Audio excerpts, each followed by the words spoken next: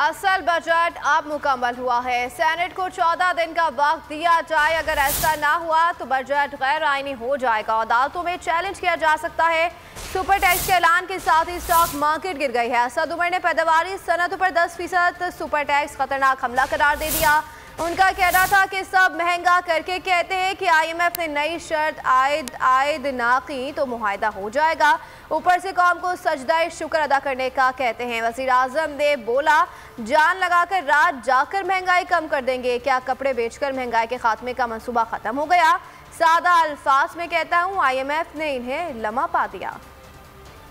Budget तो आज मुकम्मल हुआ है और आज के दिन से 14 दिन और मजीद देने चाहिए सेनेट को, ताकि सेनेट इसके ऊपर बहस भी करे। अगर ये नहीं करेंगे तो ये गैर आईनी बजट होगा और ये बजट जो है फिर ये कोर्ट्स के अंदर चैलेंज भी हो सकता है। आटा महंगा, चीनी महंगी, घी महंगा, ये सब, और आज सैकड़ों अरबों रुपए के और टैक्स लगाने के बाद आज भी वो ये फरमा रहे हैं कि अगर IMF ने कोई नया मुतालबा ना किया तो फिर हमारा मुआहदा हो जाएगा। बहुत सादा अल्फाज में IMF ने इनको लम्हा पा दिया। वो मईशत का हिस्सा जो पैदावारी सलाहियत रखता है, ये बहुत बड़ा हमला है पाकिस्तान के पैदावारी सेक्टर जो हैं मईशत के, उनके ऊपर या सरमायाकारी कम होगी या जिन शोबों के पास ये सलाहियत मौजूद है तो वो इजाफी टैक्स का बोझ जो है अवाम के ऊपर डाल देंगे जनाब। और वो कहते हैं कि मैं जान लड़ाकर और सारी रात जागकर महंगाई कम करूंगा। तो मियां साहब, पहला तो आपसे सवाल ये है, क्या अब हम ये समझें कि वो जो आपका कपड़े बेचकर महंगाई खत्म करने वाला मंसूबा था वो आपने अब खत्म कर दिया? अब ये सारी रात जागने वाला फॉर्मूला इस्तेमाल होगा।